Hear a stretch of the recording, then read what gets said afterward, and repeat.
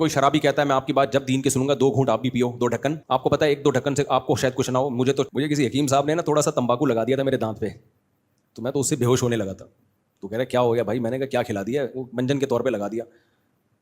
تو ان کا خیال تھا کچھ شاید پان گٹکا کھاتے ہوں کبھی. آپ کو بھی کچھ نہیں ہوگا انشاءاللہ, مذاق کر رہا ہوں. جس کو عادت نہ ہو شراب پینے کی اس کے لیے 1 ڈھکن بھی بہت ہے. تو کسی شرابی نے کہا یار 1 ڈھکن نہیں, 1 قطرہ پی لو میری خاطر, میرا دل جوڑنے کے لیے, میں نے بڑی محنت سے بنائی ہے. کسی غیر مسلم نے کہا میں نے بڑی محنت سے بنائی ہے, بہت محنت کی ہے, سنگور کو سڑایا, اس میں کیڑے پڑے, گندی ہوتی ہے نا شراب, تو میں نے بہت اس میں گند گوبر بھی ڈالا آپ کی خاطر. اس میں شراب کی تو یہی فضیلت ہے, جتنا گند ڈالو گے اتنی اچھی شراب بنے گی. یہی اس کے ناپاک اور گندے ہونے کی دلیل ہے کہ 2 ڈھکن سے دیکھنا آپ کو کیسا سکون ملے گا. تو میں نے اس میں بہت گوبر ملایا ہے, کیڑے اس میں تھے, بہت زبردست طریقے سے اس میں بدبو آ رہی تھی, پھر میں نے اس کو بھرا ہے. میرا دل ٹوٹ جائے گا اگر آپ نے 1 قطرہ نہیں پیا. اور آپ کو پتہ ہے 1 قطرے سے شاید کچھ نہ ہو, اور آپ کو یہ بھی پتا ہے اگر میں نے 1 قطرہ پی لیا تو یہ اسلام قبول کر لے گا. فرض کرو یقین ہو جائے آپ کو, تو بھی آپ کے لیے وہ 1 قطرہ جائز نہیں ہے, چاہے اس جیسے 1 کروڑ لوگ اسلام میں داخل ہو جائیں.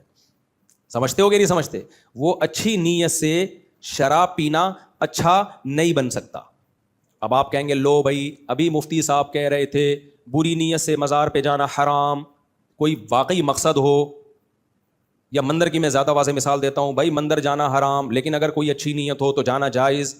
لو بھائی اپنے لیے گنجائشیں پیدا ہو رہی ہیں, اور چونکہ ان کو شراب کی عادت نہیں ہے تو شراب کے لیے اچھی نیت ہو بری نیت ہو دونوں صورتوں میں کیا ہے وہ حرام. تو بھائی یہ میں نہیں کہہ رہا, یہ شریعت نے ہمیں بتایا ہے, علماء کرام نے ہمیں بتایا ہے, اور قرآن و سنت میں غور کر کے ہی بتایا ہے کہ اسلام میں جو اللہ نے ہمیں احکام دیے ہیں وہ 2 طرح کے دیے ہیں. دیکھو بلکہ 4 طرح کے احکام دیے ہیں.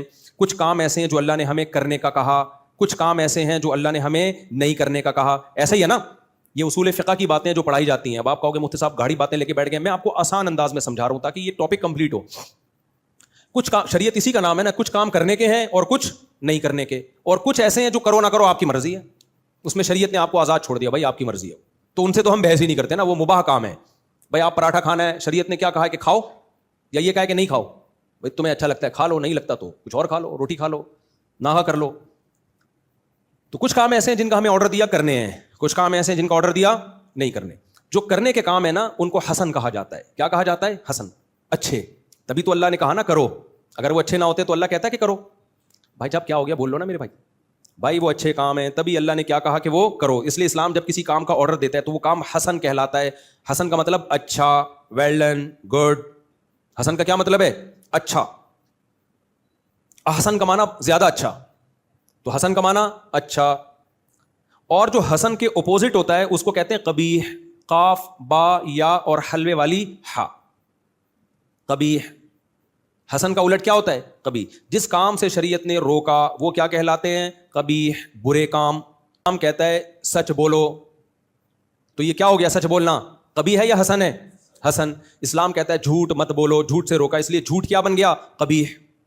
اسلام کہتا ہے شراب مت پیو, اس لیے شراب کیا بن گئی؟ قبیح. اسلام کہتا ہے زنا مت کرو, اس لیے زنا کیا بن گیا؟ قبیح. اسلام کہتا ہے نکاح کرو, اس لیے نکاح کیا بن گیا؟ حسن. نماز پڑھو, حسن. روزہ رکھو, حسن. جہاد کرو, حسن. وضو کرو, ابے بولو نا کیا ہو گیا؟ حسن. یہ سارے حسن. داڑھی رکھو, حسن, وغیرہ وغیرہ. کوئی حسن صاحب بیٹھے ہوں تو معذرت. تو یہ تو تعریف ہو رہی ہے نا حسن کی, تبھی تو وہ پیدا ہوئے ہیں.